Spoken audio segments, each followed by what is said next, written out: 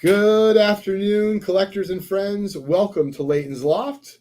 How are you today, Lou? I'm doing very well. We got some beautiful weather, although it's kind of hot down there too. Oh my God, it's so bad. It's it's unable, or I'm unable to play tennis really outdoors. Oh no, you can't do that. No. It's if I was playing in Wimbledon, I'd be happy to, but I don't not know. All possible. that clay, that'd be it. Oh, it's Well, Wimbledon Wimbledon's grass. grass. Wimbledon's grass. Yeah, Yeah. yeah. But I think it's difficult nonetheless in any weather. That surface is very difficult and challenging to play on. Yep. All right. Well, we have lots to cover today, so we're going to kind of get right into it. We're going to start off with something fun. Okay, Because great. there's a lot going on in the hobby that's not fun, which we're going to cover as well. So first thing is, for those that don't, what's up, Brandon? For those that don't follow or are subscribed to my YouTube account, my Just Collect YouTube account, I would suggest that you do so, because not only do we put out videos about collections, Lou and gang, that we buy, but we also put out videos about content from shows. And specifically, I've been doing some interviews with collectors. And for example, I just dropped one yesterday. It's off to a really good start in terms of, seems like people like it. Mm-hmm. He's the president of Leighton. His name is Mike Hefner. I used to work for him, believe it or not. It's my second job in the industry 20 years ago or so. And we did an impromptu interview from the Shriners show, from the Strongsville show in Cleveland.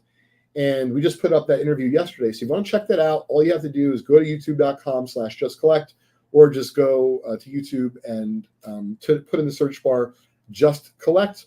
I believe it's one word, and you'll find, if you go to all the videos, search the most recently posted, we put it up. It's about a 15-minute interview. And the reason why I think it's really good, Lou, is it was fun to catch up and, of course, take a stroll down memory lane with Hef. But we ended up covering a few really cool items. But then, for example, he had a Rocky Colavito game used jersey, and he was describing how he actually would photo match a jersey. And I'll be honest, he never shared that information with me when I was there. Oh, so I was thrilled to get it. And I think it makes for good content for someone to watch. So someone actually, their job is to go in and check these jerseys out for stains and things like that will help identify it as that game-worn jersey? Yeah, so, Lou, there's a few companies now that do photo matching. Mm-hmm. So in other words, they take a jersey that was worn by said player and they try to find photographs of it, like using Getty's, image database, or to be fair, just Googling it, whatever the case may be. What's up, Nick? What's going on, Chris? Appreciate you tuning in, guys. So what they'll do is they'll try to photo match it. But I'll be honest with you, Lou, it's kind of like, that's great in theory, but what does that even mean? Right, yeah. So in the video, Hef goes over with me, for example, that no two jerseys is really the same because of the way that they're basically sewn together in different parts. It's really hard that every jersey would have the identical pinstripes. And to be fair, he was saying that you also can't just look at 1 point. It has to be at least 3 points. Okay. So it actually gave me a little bit more confidence that if you buy a game-used jersey that's photo matched, they're not just doing it like willy-nilly. It seems like there's an art to it and a science. It's not just an art. And to me, that felt comforting, as someone who's, dabbled in the game-used jersey market, Lou, but don't know a lot about it. Yep. And at those prices, yeah, you want to feel that level of confidence, right? And I would love to see this process. I would love to see this. Sounds fascinating. Yeah, and as he was saying, for example, like if there's a repair on a jersey, that's very identifiable. Yep. So the more, I guess, small or very finite that the issue is that you're looking at, obviously not as easy to photo match. But it kind of makes sense to me, like when you're talking about, he said, like this part of the flannel gets put together with this. Lou, we don't think about it, but not every jersey has the stripes in the same place. Now, do game-worn jerseys usually, this is going to sound like a funny question, but are they usually washed? For example, Justin Turner with the Red Sox always had this pine tar stain on the back of his jersey. The way he carried his bat and stuff, it was very distinctive to him. And just one of the players I remember. Do they always come washed, or do they have a slide on them or stains? Or? Well, I mean, to be clear, I just want to make sure that everyone knows, wherever you're watching this worldwide, we support hygiene. So we think that you should wash your clothes. But the joking aside, this is the deal. most of the time, they're not washing their own clothes, but clearly, someone from the team who's responsible for that's doing that. However, if it goes from said player directly to the end user for whatever reason, it was a gift, they bought it directly from them, or it went to the team store. Like, I would imagine, for example, if you had game used jerseys for sale in the team store, they might very well wash them because they don't want to be stinking up the place. But I could also see many instances where they're not being washed. But it's a great question, and I'm going to ask half of this at the National.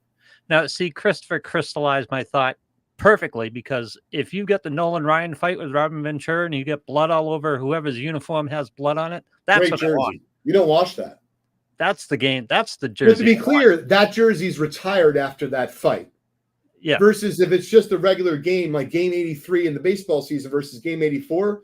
I mean, Lou, the jerseys aren't cheap. They don't get to wear a new one every game. No, I got you. But it's a great question. Yep. Yeah, a lot of players have pine tar on their helmets, Nick. Yeah. Yeah. So do me a favor, gang. If you haven't already, subscribe to my YouTube channel, Just Collect. Check out the new interview with Mike Hefner. He's affectionately known as Hef to many in the industry. Just dropped it yesterday. Let me know your thoughts. Drop a comment on the video. Would love to hear from you. Excellent. Right after the show, I'm going to look that up. All right. Before we get into the big news from Dallas, what's up, Joe? I wanted to let everyone know, if you could do this for us today, Lou, I'd really appreciate it. We're going to have one prize. Obviously, we're not doing Leighton's Loft the same way that we used to. We just do it monthly now, on the first Wednesday, of course, unless it's a vacation or a holiday, in which case we do it the following Wednesday, as is such the case here. So we're going to do one prize. So let this be kind of neat. We're going to give away a $100 spending spree at the National. Ooh. I can't guarantee I'm going to be able to get what you want for that, but whoever wins, you just tell me a couple things you might be interested in. I'll try to shoot as close to the bullseye as I can. I just want to let everyone know that I'm doing this because I really appreciate each and every one of you who've tuned in, many of you, for not just a few months, but in several cases, like a number of years. Oh, I love our little gathering. Everybody's great. Yeah. Yeah, it's just a little thank you from me to you guys. And the way to have a chance to win is you just got to say hi or say anything at all in the chat. Lou will mark you down. We'll do the random. You can just send the list, Lou, to our team, and we'll do the random when we start our show a little bit later on. And I'm not sure we can get you an original one. We can get you a reprint of a $100, reprint of a 33 Gowdy Babe Ruth. But joking aside, Nick and Joe, really, like I said, I appreciate you guys tuning in. And if you haven't already, please check out our other podcast, Trading Card Therapy. We drop a new episode typically every Friday at 3 o'clock Eastern Time. And I did recently start a new podcast with Jeremy Lee from Sports Card Live. We're calling it the Vintage Spotlight. Nice. And that is every other week. We're dropping a video typically every other week for that. We are now on episode 3. We'll be taping that this week. So do yourselves a favor, check it out, and subscribe if you enjoy the content. That's right. Did Fish the Hobbyist jump the next segment here? He did a little bit, and it was on my list to to cover. So we can get right into it now.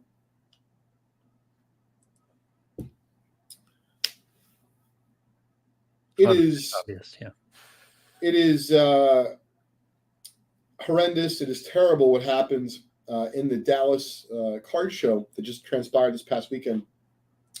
If you're not on social media, there's a chance maybe you haven't heard, but it's reached mainstream media at this point. And it was on the Today Show, it was on CBS News, and I know Ashish personally.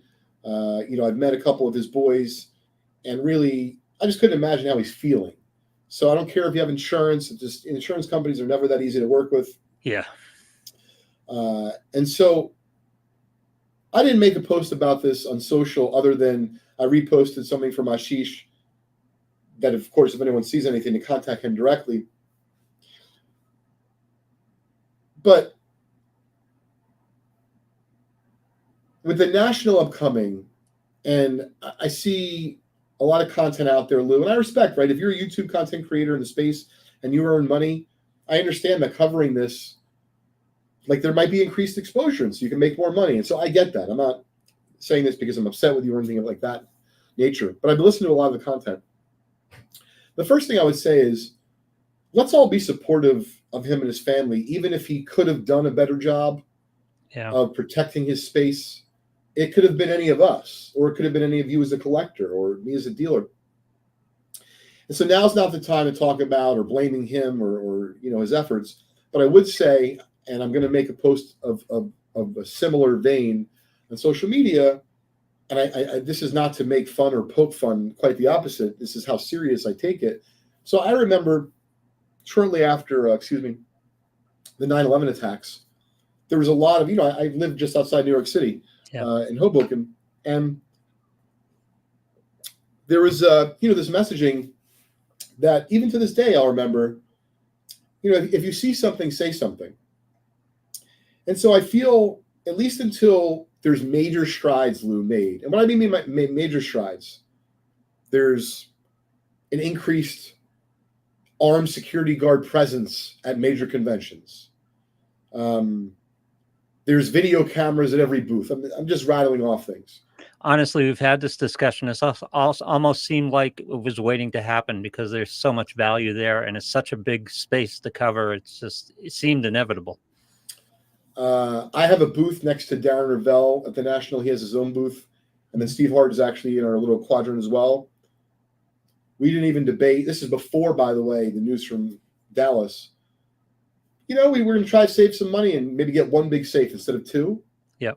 We didn't do that. We got two big safes. It's expense, most certainly. But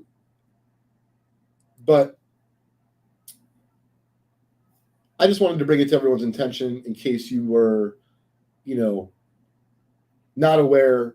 And now that you are aware, keep in mind, for me, running Just Collect, it is possible that they, if you Google, how do I sell my vintage cards, we come up very high organically. I'm not saying they're doing that, the folks who got the cards. My point is, I'm no fool, right? If someone comes up to me with $1 million of cards and it's too good to be true, I would have always asked, hey, what's the scoop of these cards?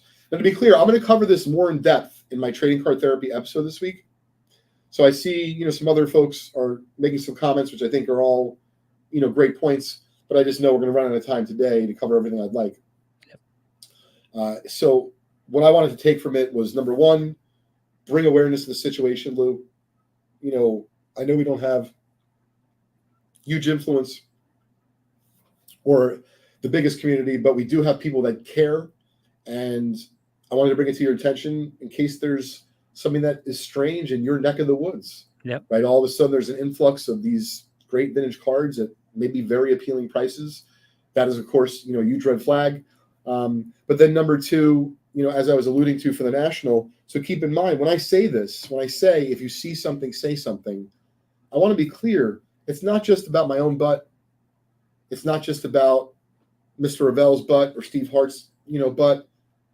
It's actually about you, Lou, who might come up to my booth. Yep. Or Nick Mariachi might come up to say hi, because let's be clear, no one's perfect. So what if Nick comes to say hi, gives J5 a hug, snubs me, but nonetheless, we all say hi, and he puts down said, like a little, whatever you call it, tiny bag, 3 cards. The embrace is all 14 seconds. Yep. I remember the last time I had something knowingly that I had, meaning it's possible I've been robbed since, I just don't know.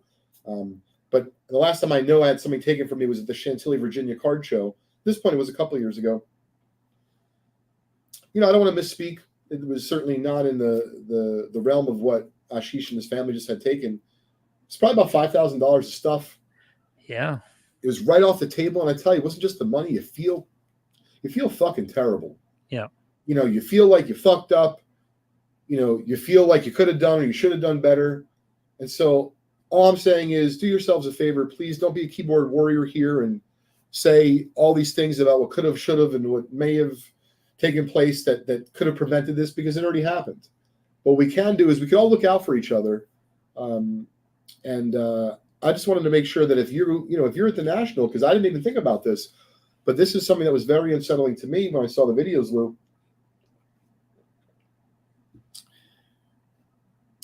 It was not only coordinated, so meaning like, Lou, they had a distractor or two. Right. But someone who appeared to work at the card show was stacking chairs in the vicinity of the gentleman's table for like an hour. To keep in mind, this is all secondhand. I conferred with Ashish for a minute.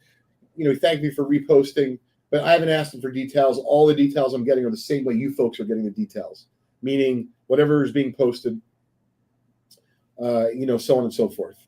And so, Lou, how scary is this? Imagine being, right now, I'm just picturing myself. I'm at the National. Mm-hmm. Say my booth is near a door, because it's possible, right? Yep, sure.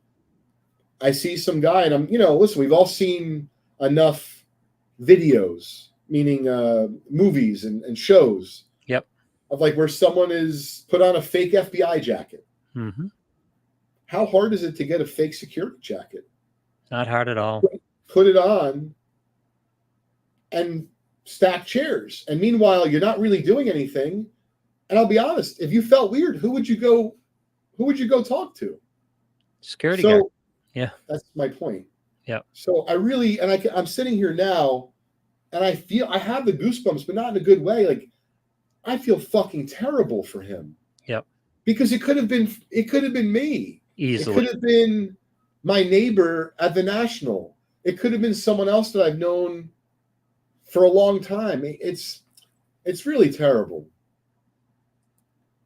Plus, it undermines the whole market on some of these shows. People are going to be very leery about bringing there's changes are coming. Yep. I don't know exactly, how and what, Lou and gang. That's why I'm trying to say for this National in particular, even though we're all spooked and we're trying to, be careful.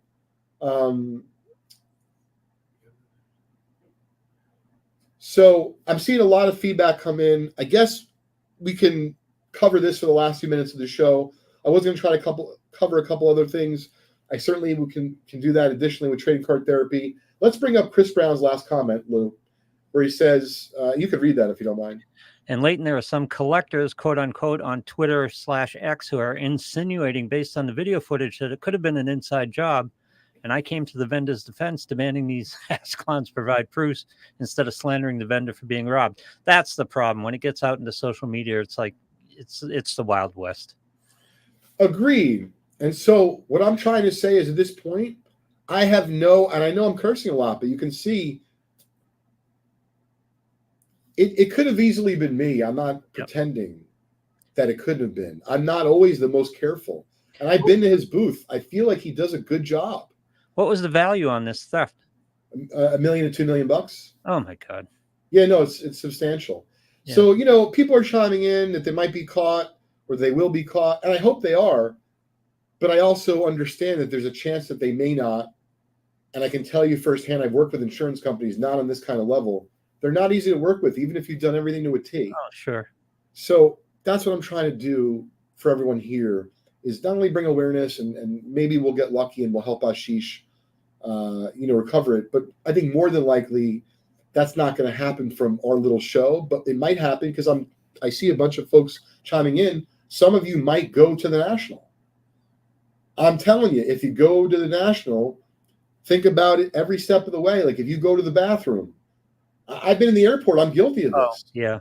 I put my bag down by the sink because I'll be honest, I don't want the splashback on my shit. Sure, right. Yeah. Right? When I'm taking a piss, pardon my, being so blunt. And like sometimes afterwards, I'm like, oh, fuck, my cash was in my backpack. So by cash, you meant a few hundred, not a couple million, too. I mean, that's be aware of what you're carrying at shows and what you're exposed to at shows.